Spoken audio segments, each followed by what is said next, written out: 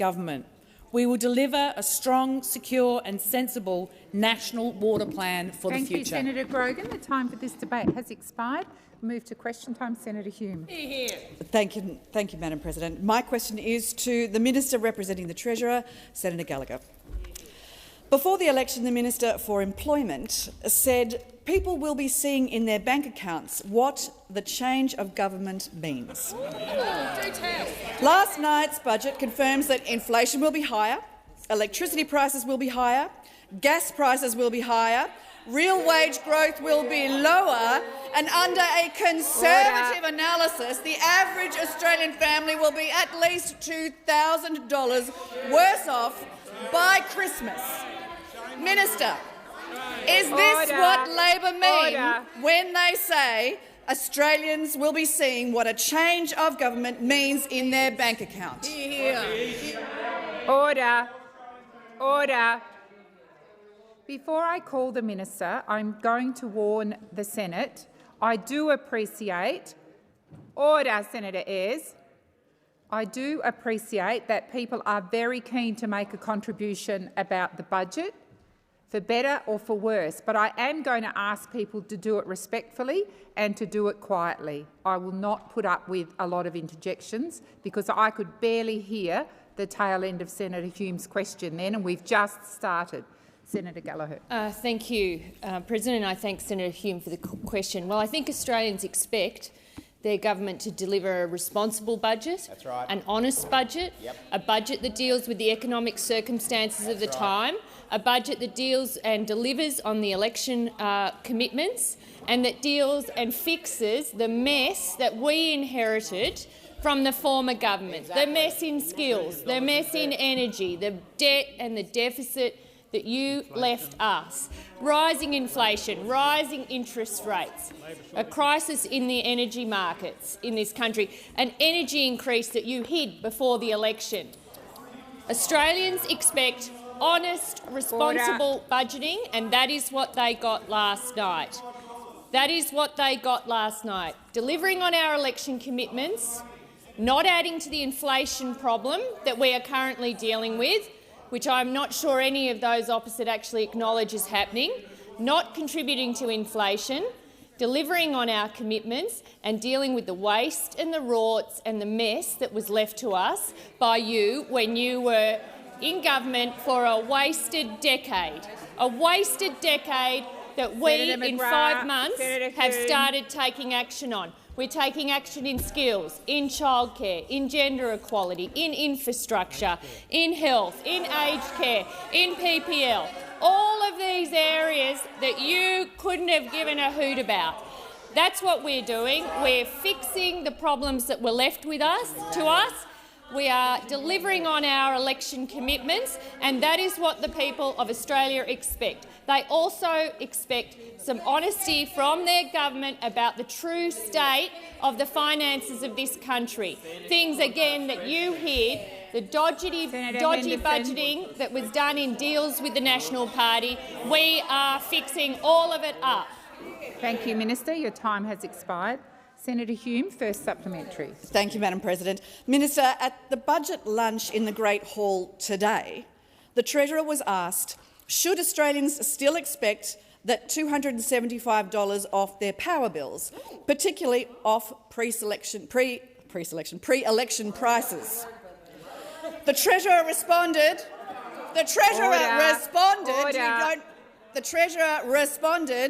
Yes, yep. It's in the budget. Minister, where in the budget is that $275? Thank you, Senator Hume. Your time has expired. I'm waiting. Senators, I'm waiting for silence before I call the Minister. I'm still waiting. Senator Birmingham. Minister Gallagher. The policy we took to the election in terms of powering Australia, which the modelling underpin, is in the budget. And perhaps you haven't got to that book. Perhaps you haven't moved past the headlines. Perhaps you haven't looked. But I can tell you, not only are we delivering on the policies that we put in place in the election, we have done more because we've inherited a crisis in the energy market. in gas and electricity, and we're fixing that. Sorry, Minister, resume your seat. Senator Cash. Thank you. And with all due respect to the minister, this is a point of order in relation to relevance. Senator Hume's question was very, very clear. It referred to a quote in relation to the $275 promise being in the budget. Which page is it in? I would ask that you direct the minister to the question. Thank you, Senator Cash. I believe, were you seeking on the point of order? I understand the senator has now finished, but I would say to you, President, that you have ruled, as have previous presidents, that putting a lot of rhetoric and words into a point of order and repeating the question is not appropriate. I was pulled up many times, as you might recall. Senator Brockman is smiling at me. He's smiling at me because he remembers that he pulled me up. So I would ask that you do the same to Senator the Deputy Wong. Leader, who continues to do that, Thank you, rather Senator than Wong. ask her own Please questions. resume your seat. Thank you. I do believe the minister is being relevant, Senator Cash, and I'll continue to listen carefully. Please continue. President, and the Powering Australia plan is powering Australia. Well, we Senator know. Henderson. Look, we know those opposite don't believe in the energy transformation that is currently happening around the world, and for which you're going to put your head in the sand on. Order. But it is happening. It is happening. Please resume your seat. Thank you. Please continue, Minister Gallagher. So, I mean, this is partly why you got booted out, because you don't believe in climate change, right? Because you don't believe in it, you don't believe in the transformation. The Powering Australia plan is in the budget. I'm happy to go through the separate measures that are included in that. The time has expired. Senator Hume, second supplementary. Thank you, Madam President. At the Government's Jobs and Skills Summit, the Treasurer said our goals are just as clear.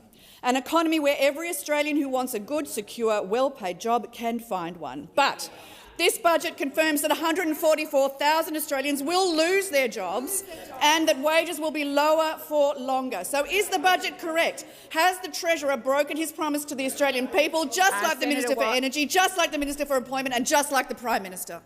Thank you, Senator Hume. Minister Gallagher. Thank you. Well, on wages, the policy that you oversaw, which is keeping wages down as a deliberate design feature of your economic architecture, is gone. And if you look in the budget, you will see that wages Minister are Gallagher, increasing. please resume your seat. Senator Henderson. Madam President, just to remind the minister to address her comments through the chair. What is it that Thank you're you. seeking, Senator Henderson? What were you? Order. Order. Senator Watt. Senator Henderson, I can only assume you were seeking a point of order. You need to stand and say point of order. Would you like me to do it again? Thank you. No, I don't want you to do it again. Thank you. Resume your seat. The minister is being relevant, and I'll continue to listen closely. Thank you, Minister. Thank you. We are a government that wants to see wages move. I don't know if those opposite have noticed, but we are dealing with a tiny bit of an inflation challenge at the moment.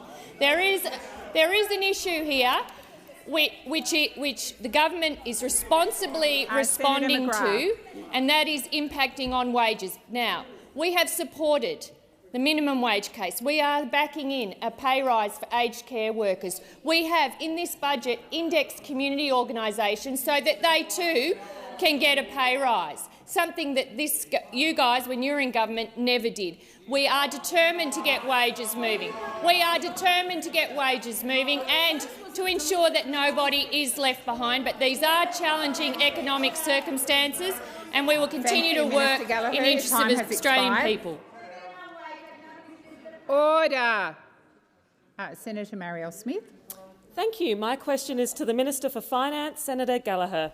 Can the minister update the Senate on the government's budget and, in particular, how it is delivering cost of living relief for Australians? Thank you, Senator Smith. Minister Gallagher. Thank you, President, and I thank Senator Smith for the question. Last night, the Treasurer delivered a responsible budget that is right for the times and readies us for the future. The budget confronts challenges that have been ignored for too long, and seizes the opportunities that won't wait any longer. It delivers on our commitments that the Australian people endorsed at the last election, affirming their faith in a new government.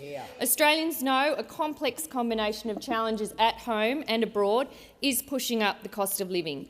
They know the government can't make inflation disappear overnight.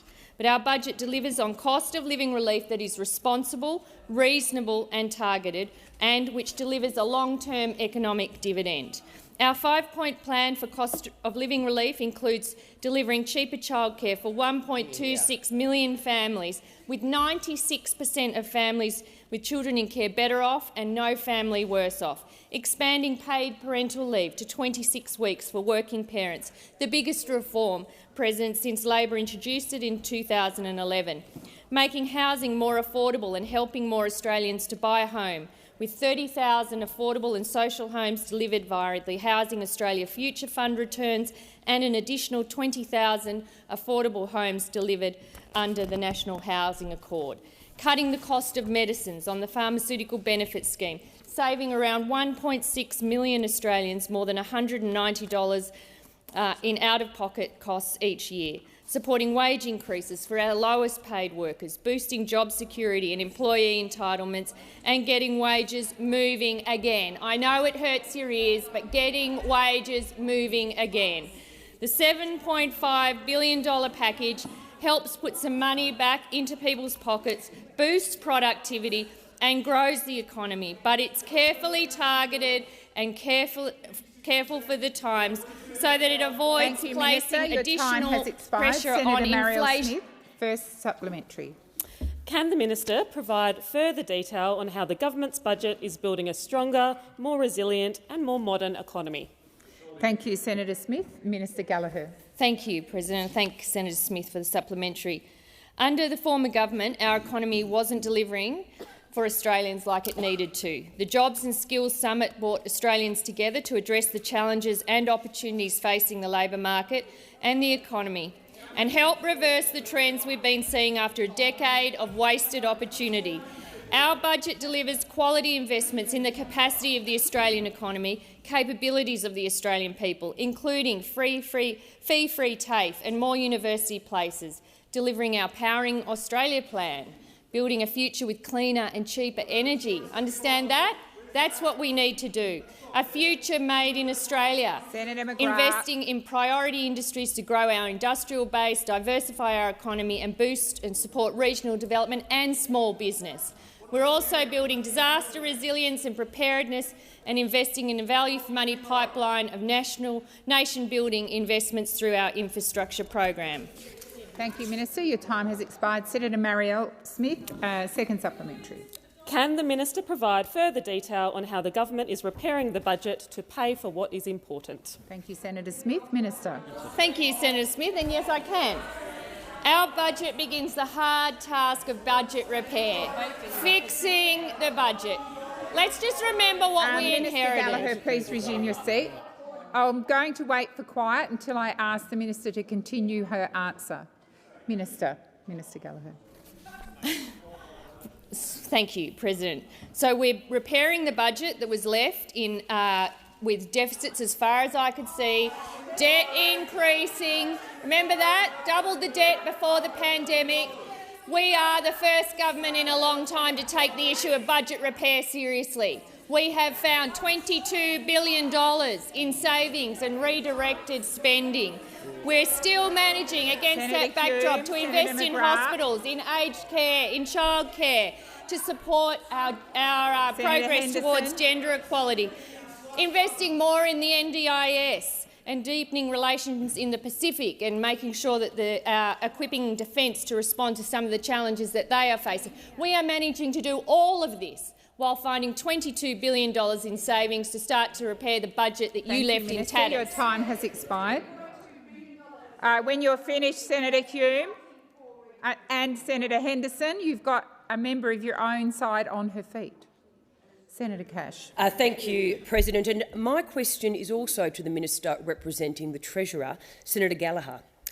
I refer the Minister to her answer to Senator Hume's question, where, in responding to the Treasurer's statement that Labor's promised $275 cut to power bills is in the budget. The minister said that the Treasurer was referring to the Powering Australia measures. Will these measures reduce power bills by $275, as Labor promised? Thank you, Senator Cash. Minister Gallagher. Thank you. Well, a couple of things to kick off with there. One, renewable energy is the cheapest form of energy. That is number one. Number two, there's a war in Europe, right? Right? And number three, we're fixing a decade Minister, of... please resume your seat. Order. Order. Senator Wong. When there's quiet, I'll ask the minister to continue. Minister Gallagher. Thank you. Our Powering Australia policy, which was modelled before the election... Senator Wong and Senator Cash. Please continue. Thank you. Our policy, which was modelled before the election, clearly outlined the policies that we need to implement in order to put downward pressure on household and business energy bills, and that is what we're doing. Well, if I can respond to the interjection, what about the little sneaky 20% increase that you guys hid before the election? Remember that? Remember that? The Treasurer. Oh, let's take this rather unusual step of not allowing that to happen. Minister, please resume your seat. Order. Minister Gallagher. Thank you, President. The 20% increase that was known to the former government before the election. Let's put that out. Then you hid it, and you hid it because you were dishonest. Because that is another reason why you were kicked out of office, because people didn't trust you and they didn't think you were doing the right thing. So let's just... Minister Gallagher, please resume your seat. Senator Henderson. President, on a point of order, I would again ask you to direct the minister to make her comments through the chair. Saying people don't trust you is very derogatory of you, Madam President. Thank you, Senator Henderson. The minister is largely addressing the chair. Order. Minister. Thank you. So we are implementing our Powering Australia plan, and you can see it through the budget. I'm happy to go through measures of it. We've got our Rewiring the Nation. Remember that, because the energy grid isn't fit for purpose. Senator McGrath. I wonder why. 10 years of a government that didn't do anything, that didn't do its job. So yes, that's in the budget. We've got money for dispatchable storage technology. We've got money for community batteries. Minister Gallagher, please resume your seat. Senator McGrath, you seem to be desperate to ask questions, but you don't ask them. Order. You don't ask them by constantly interjecting across the chamber. Please continue, Minister Gallagher. Thank you. I will. We've got community batteries for household solars. We've got community solar banks. Minister Gallagher, please resume your seat. Senator Cash. Thank you, and President, the point of order is in relation to relevance. With all due respect again to the minister, you are answering a lot of questions. What's potentially, your point of order? Yes, but not the question that I asked in relation to will the Powering Australia measures reduce electricity prices by $275 as promised? Senator Cash, that was Senator the Cash, question. You've been in the chamber all of this week, and almost every day I've asked people when they're making a point of order to simply state the point of order. You've repeated the question. You just need to stand and make a short statement. If it's about relevance, then make that statement. I do believe that the minister is canvassing a whole range of options around power bills, such as was in the preamble to your question, and I'll listen to the last 18 seconds of the minister's answer, and if she's not being relevant, I will direct her to your question. Minister. Thank you, President. Well, I was asked about the Powering Australia plan, which is exactly what I'm going to in my answer. So we've got the community solar banks, we've got energy efficiency grants, which my colleague Senator McAllister has got carriage of. We've got other programs in the budget which delivers on the Powering Australia plan, and we know that delivering that will lower power prices. Senator Cash, first supplementary. Thank you. And despite Labor telling Australians that if you were elected, you would reduce their power prices by $275 a year, and despite the Treasurer's misleading statement at the luncheon today, your own budget papers confirm your broken promise. What do you therefore say to Australians who won't be able to afford to keep the lights on and will suffer through the sweltering heat this summer? Thank you, Senator Cash. Minister Gallagher. Thank you. What I say to Australians... Order. Order. What I say to Australians who are rightly concerned about increasing power prices, who absolutely, is that they have a government that is 100% focused on responding to this in every way we can, who will work with states and territories, who also have responsibilities here, to do what we can. No, well, Order. sorry, President, I know I shouldn't respond to interjections, but I know working with states and territories is a foreign concept to those when they were in government for 10 years. That was part of the problem. So, yes. Please resume your seat, Minister. Senator McAllister. Order. Across the chamber. Minister, please continue. A foreign concept where the Federation actually works together in the interests of the Australian people. I know that is foreign. I know that is foreign, but that is what we will do. We are committed to it. From the highest levels of government, we will be dealing with this, and that is what we say to the Australian people about it. Thank you, Minister. Senator Cash. Thank you. Supplementary. Prior to the election, Mr Albanese promised Australians that if elected, his government would help Australians deal with the cost of living pressures. As Senator Hume has mentioned, though, your budget last night confirms that by Christmas, the average Australian family will be at least $2,000 worse off. Is a $2,000 hit to the bank accounts of all Australian families Mr Albanese's way of helping with the cost of living? Thank you, Senator Cash. Minister Gallagher. Thank you. There is a $7.5 billion cost of living package in this budget, but we also accept that these are really, really difficult circumstances, really difficult circumstances for households, for families and for businesses. We have, and we inherited, a high inflation environment. We've got high inflation. Well, you can pretend that the inflation problem isn't there, Senator Cash, but we don't have the luxury of doing that. We have to deal with the inflation challenge. We can't add to inflation, and that's why we are working alongside. We don't want to make the Reserve Bank's job any harder. We don't want to fuel inflation. We know that inflation hits households on low income or fixed incomes harder than anyone. So we need to make sure that what we do is responsible, aligns with monetary policy, delivers on our commitments and doesn't add to inflation in the short term. That is what this government will deliver, and that is frankly what we must deliver. The time has expired. Senator Waters. Thanks very much, President. My question is to Minister Wong, representing the Minister for Climate Change. The Australian people voted for an end to public handouts to the coal and gas industry. But Labor's very first budget is adding $1.9 billion of new funding on top of keeping the $40 billion of existing subsidies for coal, oil and gas. Why are you too poor to give cost of living relief to families, but not too poor to give away $42 billion of subsidies to the fossil fuel sector and $254 billion in Stage 3 tax cuts to the rich? Thank you, Senator Waters. Minister Wong. Well, President, I'm going to.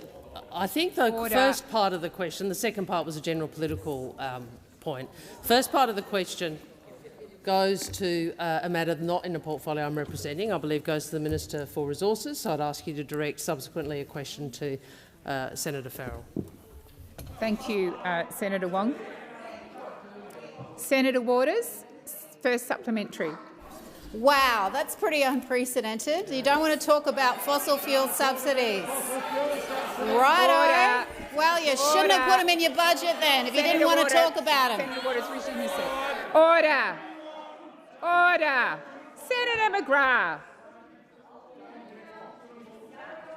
Order.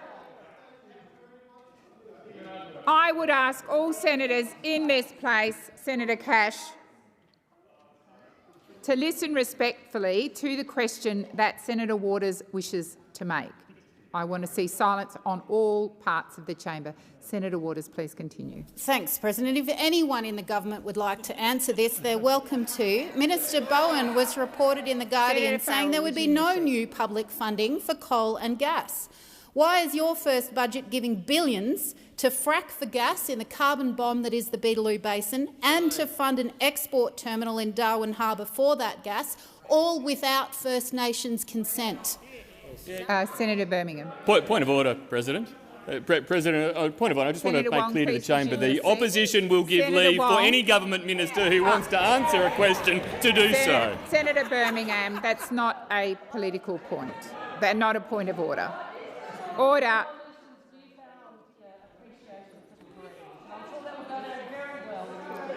Senator Wong. Senator Wong. I assume I'm calling Senator Wong to answer the first supplementary, or am I calling?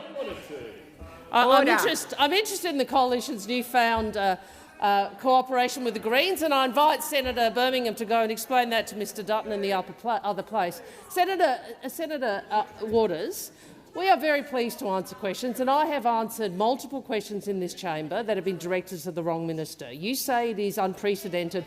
All we are asking you to do is what question time is people are required to do in question time, which is to address the question to the correct minister and the portfolio. If you wish for assistance in that, we can provide you with that. Senator Scarr. But a shame that the Westminster tradition ought be upheld, Senator Thorpe. Perhaps you're not the person to be interjecting on that this week. So, if you wish to seek leave, I'm happy for the matter to be redirected, if that's what you want, to Senator Farrell in his portfolio. But the first question you asked was in relation to the resources portfolio. It is not unreasonable for us to indicate to you that the relevant minister is not the minister to whom you address the question. If you wish to do it, I'm happy to see. I'm happy. Senator Wong. Senator Wong, please resume your seat. Senator Wong. Senator Waters, second supplementary. Yes, thank you, President. I did in fact invite any minister who wished to speak about fossil fuel subsidies Senator to Waters, answer the question. that is so I'm not actually appropriate. genuinely unclear on what I meant to do here. Senator Waters, order. Order. Order. I would remind the opposition in this place, Senator Henderson, that you get most of the questions. It is not unreasonable for Senator Waters to expect silence when she stands to ask her question. Senator Waters, you need to direct your question to a minister. Well, I don't care who answers it. I just want an answer. Minister Wong, Minister Farrell, whoever. I find it ridiculous that the Climate Change Minister can't answer a question about fossil fuel subsidies. But my final question goes to a windfall profits tax on coal and gas. Why aren't you proposing that, given that the whole crossbench supports it, rather than giving them handouts? Your time has expired. Senator Waters, I can only assume I'm to call Senator Wong.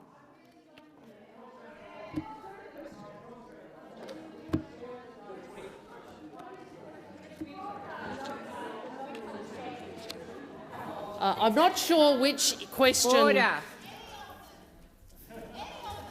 Order. I'm not sure which question Senator Waters is referring to. It sounded more like a speech, if I may say, than a question. But now Senator Cash is backing you. That's interesting.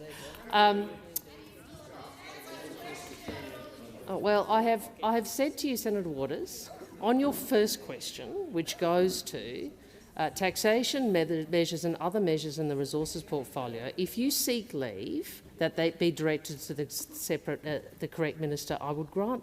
The Labor Party will grant leave. You've sought not to take that. You've now asked a second question about future tax policy, which I'm happy to respond to and say to you that the government's tax measures are as those set out in the budget. Senator Green. Thank you.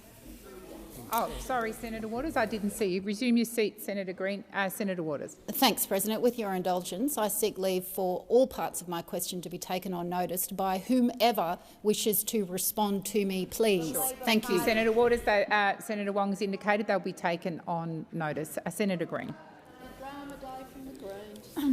Thank Thank you. My question is to the Minister representing the Minister for Infrastructure, Transport, Regional Development and Local Government, Senator Watt. How does the budget invest in infrastructure, including in our regions, to deliver the best outcome for the Australian people now and into the future? Senator Watt. Senator Watt, please resume your seat. I'm waiting for quiet. Senator Watt. Thank you, President, and thank you, Senator Green. I was very much hoping that I would be asked a question about our infrastructure budget and how it benefits regional Australia. And funnily enough, you asked the question. Good infrastructure is critical to building the nation and the regions we all want and deserve, creating jobs and building better connections within and between communities. And that's why I'm pleased to say that last night's budget delivered a $123 billion infrastructure pipeline over the next 10 years. That is a bigger pipeline than the Liberals and Nationals ever promised, even after we stripped out the waste and the rorts and the smoke and the mirrors of projects that were announced and never delivered. It's an infrastructure pipeline that will deliver in every corner of Australia. In Queensland, Senator Green's home state, over $500 million will be provided. Senator Watt, please resume your seat. Senator Mackenzie, seriously. Senator Mackenzie, I've called you to order. That's what I expect to happen. It's not a contest between you and me. I'm the President. I've asked you to be quiet. I've constantly had to draw your side of the parliament to order. Senator Watt, please continue. Thank you, President. As I was saying, in Queensland, our budget contains over $500 million for the Bruce Highway through Brisbane's outer north and between Gladstone and Rocky, as well as locking in over $1 billion for the Coomera Connector Stage 1 on the Gold Coast. In far north Queensland, where Senator Green lives, the Albanese government is investing over $200 million on the Coranda Range Road upgrade between Smithfield and Coranda. In New South Wales, our budget includes a new $300 million commitment for the Western Sydney Roads package, upgrades to Brindabella and Mandalong roads, and even $38.6 million for Coulsons Creek Road in the Hunter, a project that the member for New England claimed to have secured funding for when he had done no such thing.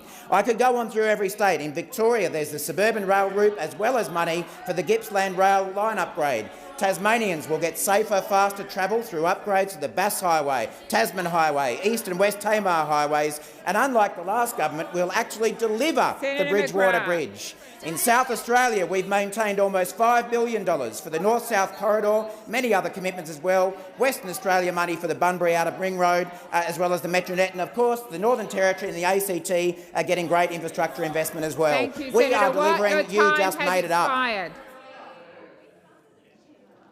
Senator Green. Wait for the call. Senator Green, second supplementary. Thank you, President. Minister, how does the budget end the waste and rorts and deliver an infrastructure pipeline that Australians can trust? Before I call the Minister, thank you. I have Senator Wong on her feet. Senator Wong. I couldn't hear the second half of the question. I'd ask that the Senator be allowed to to repeat it, please. Thank you. Senator Green, if you would repeat the second half of your question. I did not hear it either. Thank you. Just the second half. It's a very short question. How does the budget end the waste and rorts and deliver an infrastructure pipeline that Australians can trust? Before I call the Minister, I'm going to remind senators. Order. Senator Canavan. Seriously, Senator Watt has a loud voice, and yet I can hear a range of interjections above his microphone voice. Order. Order. It is not your point to argue back, Senator Mackenzie. Minister. Thank you, President, and thank you, Senator Green. The very best thing about last night's infrastructure budget is that it is full of projects that Australians can actually believe in. The years of rorts, waste and Barnaby and Bridget funny money and colour-coded spreadsheets are over.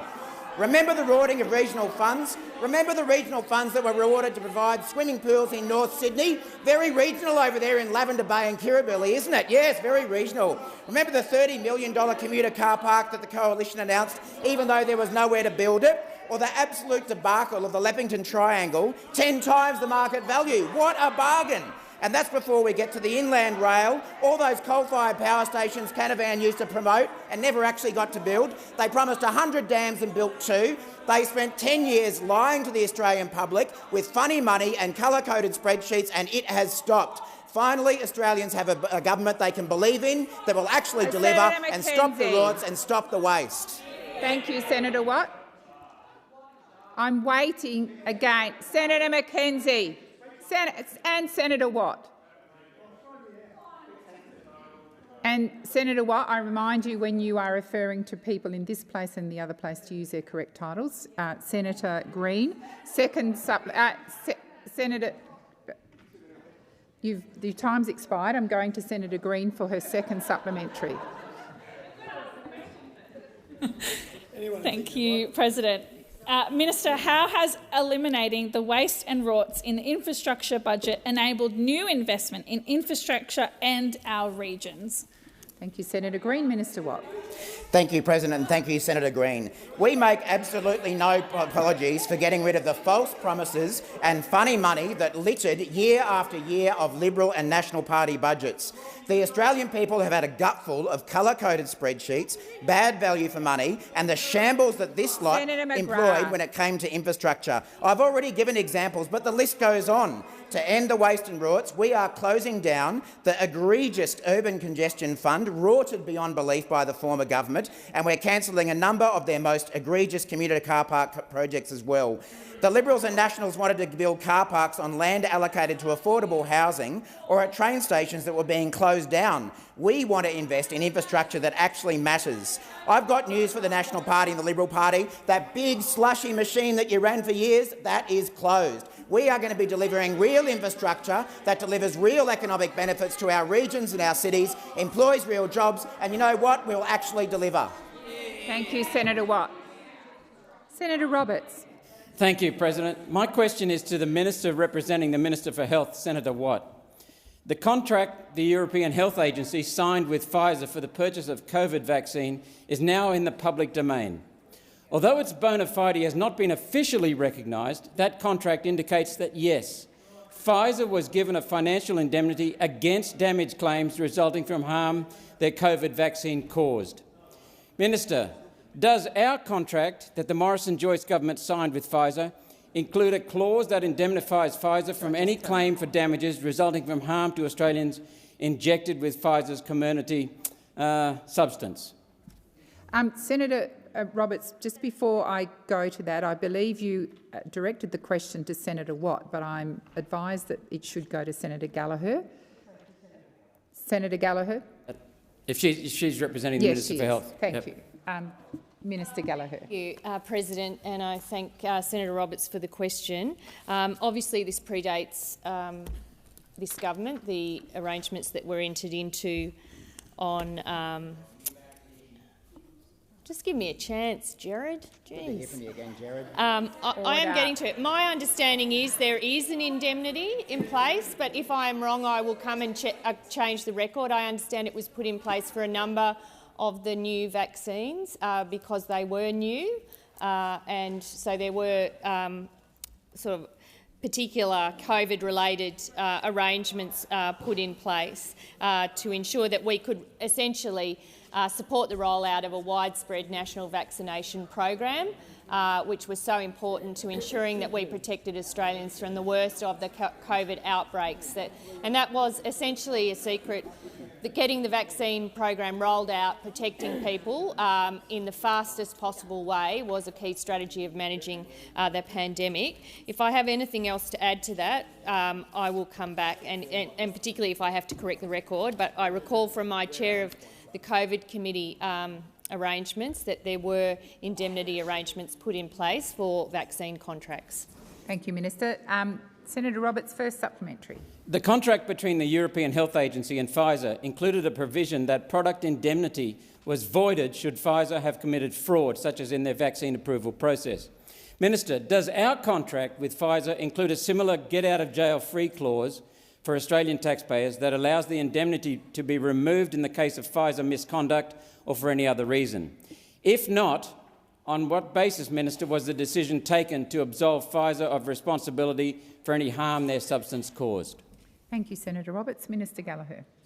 Thank you. I think it's probably best that I take that question on notice because it does. I wasn't a member of the government that entered into the arrangement. I'm not trying to not take responsibility, but I think it's probably best that I get an answer to you following taking some advice about that. I know there were elements of the contract that weren't public, and I don't know if there are some commercial in confidence arrangements in place, but I will seek to update the Senate with what information I can find in an attempt to answer your question, Senator Roberts. Thank you, Minister.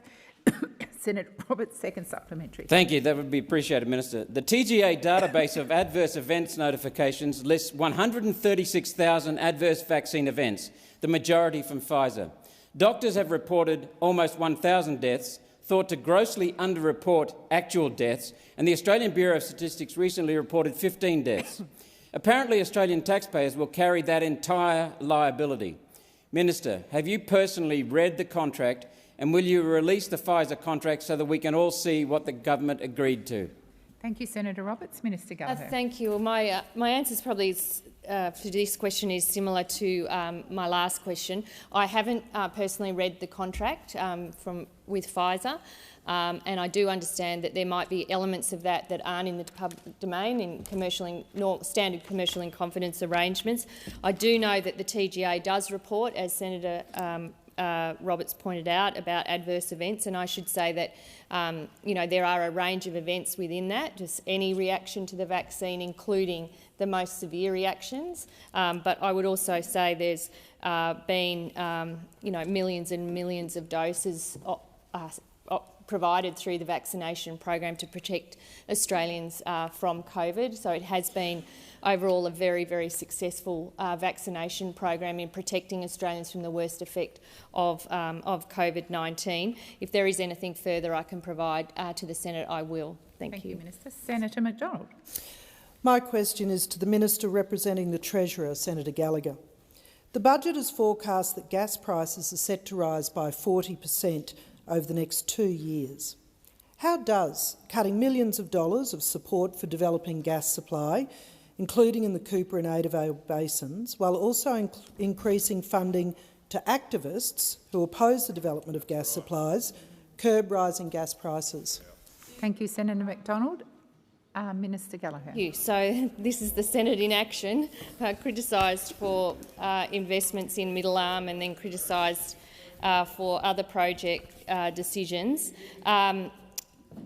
This government does acknowledge that the gas and other fossil fuels will continue to be required to support Australia's energy system, and I think that's important to say to the chamber.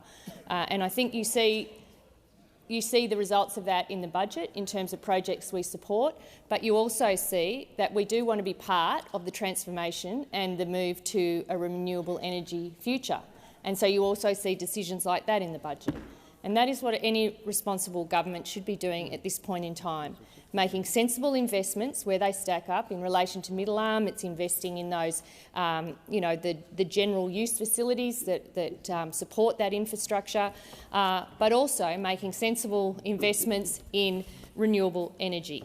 So I think that is the approach the government's taken. We do acknowledge that gas prices have increased and are going to continue to increase. The government has had a number of responses to that, led by Minister King, which has delivered successfully in the short term on the supply issues, but there is more work to be done through the heads of agreement and looking at the codes of conduct and looking at where we can ensure that people are able to afford their energy bills and businesses are able to continue to operate in an environment Gallagher, please resume your seat.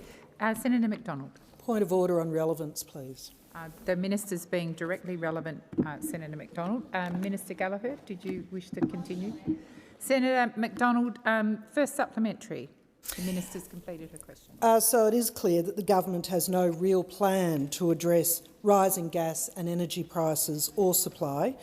Considering South Australia, Victoria and New South Wales are all set to experience energy shortages over the next 3 years, and gas makes up 22% of Australia's energy consumption, why has the government cut support for developing gas supply in the Cooper and Adavale basins? Won't this slowing of new supplies drive energy bills up rather than to help bring them down by, say, $275? Thank you, Senator McDonald. Minister Gallagher. Thank you. Well, we're trying to do a few things in this budget, and it's as I outlined in the first question, which is actually being an active participant in the transformation that's occurring in our energy system, dealing with the mess that we were left. We walked into government into a gas crisis. I mean, I know you try and rub that out, but essentially I remember Minister Bowen and Minister King leaving the swearing-in ceremony to go and deal with what was happening in the gas markets. That is what was happening. Okay? So we have taken a number of steps to deal with that. In fact, the focus of the first tranche of work was over dealing with the supply shortages that were being identified through the work of the ACCC. So we have actually dealt with that. We are investing in projects where it makes sense. We're not just giving money for subsidies. We're in Middle Arm, for example, we're supporting common use infrastructure, and we are supporting the shift to renewable energy at the same time. Thank you, Minister. Senator McDonald, second supplementary. Minister, can you cite a budget measure that will specifically help to lower gas bills for Australian households and businesses? Thank you, Senator McDonald. Minister Gallagher. Thank you. Well, there was a range of initiatives in the budget, including extra funding to the regulators to deal with the mess that we have inherited from you. So there is one. Well, you asked me the question. You said name one. There is funding for the regulators to make sure we are getting... Yeah, Order. Well, exactly. Order. Well, you might not find that information useful, but the ACCC's report into the supply shortage informs government decision-making. I will just wait until it's quiet again before I call the Minister. Minister. Have you completed... Oh, do you wish to complete your answer? Or have you completed? I've called you again because I sat you down. Yeah. Sorry, President. Well, I was asked to name one, and those opposite are laughing at it, but they are... It's not a joke. It's not a joke because the regulators and the experts are the ones that identified the shortfall that you guys had your head in a sand over and we dealt with. So don't say it's a joke. Running out of gas is pretty serious. Running out of gas is pretty serious, and that's what you left, and we've fixed it. McGrath. Thank you, Minister. Your time has expired. Senator Barbara Pocock. Thank you, President. My question's to the Minister for Finance and Women. Minister, a budget sets out the values of a government. With every dollar it spends, it sends up a flare about what it stands for. Last night's budget was a chance to help Australians deal with very real cost of living pressures by redirecting stage 3 tax cuts. These cuts, $250 billion, flow to very wealthy Australians, mostly men, mostly older people. That'll widen income and gender inequality instead of helping those most in need. Why has your government stuck with a $9,000 annual tax cut for the wealthy, striking a real blow against Australia's progressive income tax system, while leaving low-income families struggling to pay for food, power and rent? Thank you, Senator Pocock. Minister Gallagher. Thank you. The government hasn't changed its position on stage 3. Our focus in this budget, as we had said from the outset, was to deliver on our election commitments, to sensibly take pressure off cost of living for Australians and businesses where we could do so without impacting on inflation and dealing with the waste and rorts of the previous government. They were the objectives of the October budget. The tax cuts that don't come in for another 2 years. I think what this budget does, and there is substantial investment both on the payment side, $33 billion increase in the indexation arrangements for payments to help deal with some of the cost of living pressures that fixed and low-income households are under. There's also $500 million going to the community sector to deal with their indexation challenge that's been ignored for the last 10 years, to deal with some of the cost of living pressures that those organisations are under. And there's the first step in a pretty serious package for women as well. So I don't think it's an either-or. What this budget does is it sets out the challenges ahead. The Treasurer and I have made no secret about the spending pressures that are coming our way. And you can see that if you look at the medium-term projections and acknowledge that those 5 big spending programs are not going to change. We're going to see defence, aged care, hospitals, NDIS and the cost of servicing $1 trillion of debt are going to continue to place pressure on the budget. And we want a pretty upfront discussion about how we how we value those services, how we provide those services and how we meet the costs of them into the future. And that's part of, I think this is the first step in that discussion, and I think the Australian people are up for that discussion and they've got a responsible government that's prepared to have it with them. Thank you, Minister. Senator Pocock, first supplementary. Thank you, Minister. In my state, South Australia, I recently met with a group of people living on JobSeeker. They often cannot afford food or medicine. Their kids don't make it to school excursions. Their teeth give them pain every day. They're living on a JobSeeker rate of $48 a day, well below the poverty line, in one of the wealthiest countries on the planet. Why has your government refused to raise the poverty level of JobSeeker? Thank you, Senator Pocock. Minister Gallagher. Well, as I said, there is a significant increase in the JobSeeker indexation arrangement, $33 billion that will flow through to partly assist with some of those increases in cost of living pressure. But we don't pretend that there aren't continuing work to do in how we provide support and services to people on low income. But this budget is not the answer to everything. It is a point in time. It is the first opportunity to do what we said we would do, which is have a budget which delivers on our election commitments, which makes sensible investments, which ease cost of living without impacting on the short-term inflation problem that we have in the economy, and deals with the waste and rorts that we inherited from those opposite. That was the objective of this budget. Thank you, Minister. Your time has expired. Senator Pocock, second supplementary. Thank you, Minister. Minister, there is no economic evidence that giving tax cuts to wealthy men will boost their work rate or their productivity or make any difference to GDP. However, there is buckets of evidence that supporting working carers and women will do all of these things. Why have you backed in a tax measure that mostly benefits wealthy men while offering women no superannuation on their paid parental leave, no lifting of the rate of paid parental leave to their normal pay rate, and making them wait 4 years to get to just 26 weeks? Thank you. Well, the tax cuts that the senator refers to are in the budget and are factored into the budget, and the government hasn't changed its view on that.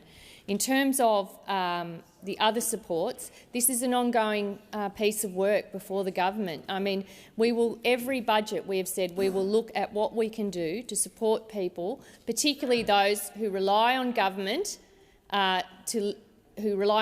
support. We will assess that. You have seen that in this budget as the first step in a number of budgets where these issues will continue to be looked at across the ERC table. In terms of the investments in women or services for women, support policies, to progress gender equality, I think compared to what we've had in the last few years, this women's budget statement is a serious start in terms of looking at the issues, providing some analysis and starting with the policies that aim to fix it. Thank you, Minister. Your time has expired. Senator Sheldon. My question is to the Minister representing the Minister for Social Services, Senator Farrell. Can the Minister please inform the Senate how the Albanese government's social services commitments are supporting families and promoting the safety of women and gender equality? Minister Farrell. Thank you, President, and can I thank Senator Sheldon for his very important question and his interest in this important part of the federal government's policy. And of course the Albanese government is putting families and gender equality at the centre of policy making. This is not a new commitment. It's been at the centre of our decision-making processes. And we saw last night through the Treasurer's budget speech that we've dealt with this issue. In the lead-up to the 2022-2023 budget, we announced that we deliver the biggest boost to Australia's paid parental leave since it was created, giving every family with a new baby more choice, greater security and better support. The extension of paid parental leave is the first time the scheme has been modernised since the Labor government introduced the scheme in 2011, and it's the cornerstone of our commitment to address gender equality issues in this country. We're also deeply committed to ending violence against women and children in Australia, and we're taking action. To this end, the very fine Minister for Social Services released the National Plan to End Violence Against Women and Children 2022-2032. We've also introduced legislation for 10 days paid family leave and domestic violence leave per year to ensure that no one should have to choose between a job and seeking support to deal with domestic violence. We are conducting an open, competitive process to appoint a domestic, family and sexual violence commissioner to act as an advocate for victims and survivors, to oversee the implementation of the national plan, including the monitoring and evaluation. In addition, the budget released last night, we confirm our $1.7 billion commitment Senator Farrell. Your time has expired. Senator Sheldon, first supplementary. Can the Minister further please inform the Senate how the National Plan to End Violence Against Women and Children in 2022-2032, launched last week, will be implemented? Thank you, Senator Sheldon. Minister. Thank you, President, and thank Senator Sheldon for his supplementary question. And on the 17th of October 2022, that very fine Minister, Minister Rishworth, launched the National Plan to End Violence Against Women and Children 2022-2032, along with my colleague in the Senate, the Minister for Women, the very fine Senator Gallagher, and State and Territory Ministers for Women's Safety. In the plan, the government has set ourselves an ambitious goal to end violence against women and children in one generation. To support the plan, the Albanese government has committed $1.7 billion for women's safety initiatives. The plan includes example indicators for success that can track our progress in implementing this national plan.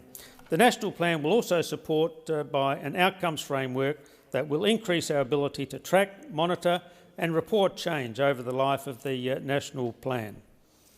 Thank you, Senator. Senator Sheldon, second supplementary. Can the Minister please inform the Senate how the Albanese government is supporting families and gender equality by boosting paid parental leave? Thank you, Senator Sheldon. Minister Farrell. Thank you, President, and thank Senator Sheldon for his second supplementary question.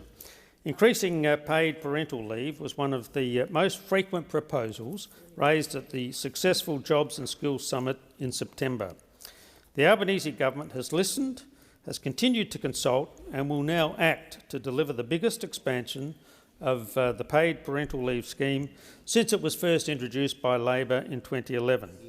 The budget invests $531.6 million over 4 years and $619.3 million annually after that to progressively scale up the scheme to 26 weeks or 6 months by 2026.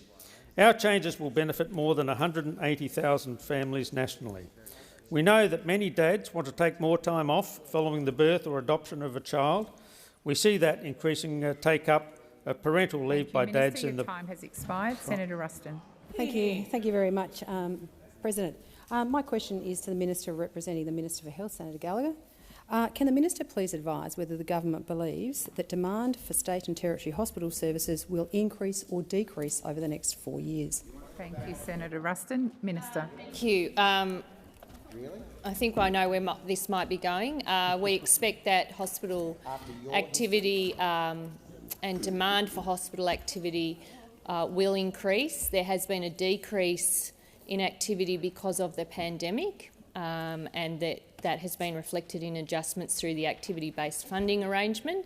But we are expecting that demand for hospital services will continue to grow as we normalise back into a post-COVID world. I would also say that those adjustments in the budget don't take into account the extra funding that went through the COVID payments. Thank you, Minister. Senator Ruston, first supplementary. Thank you very much, Madam President.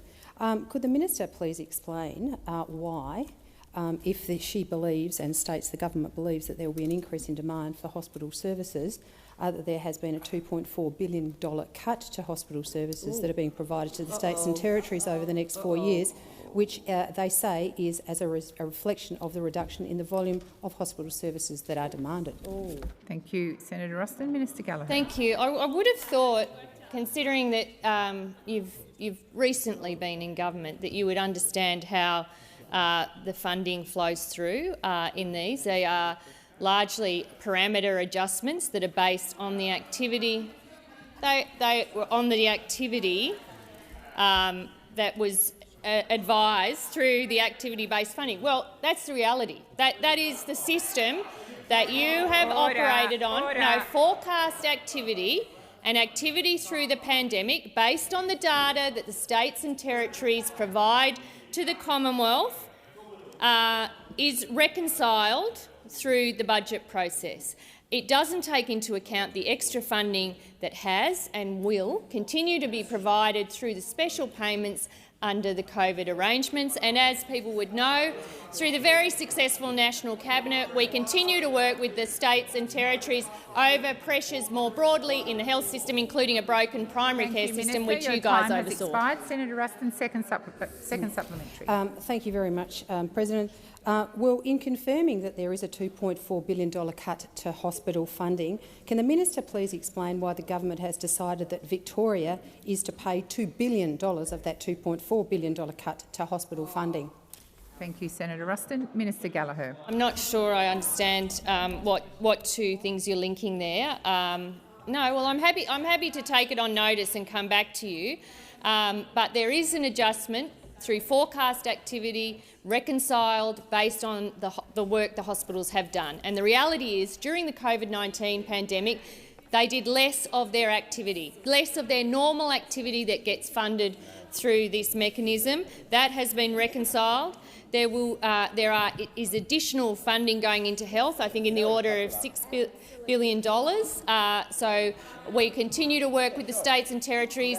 They've got a government that wants to talk to them, about how hospitals work, how the primary health care system works with that and how aged care works with that. You've got to see it on the continuum, and you'll see that in the budget. More funding for aged care, more funding for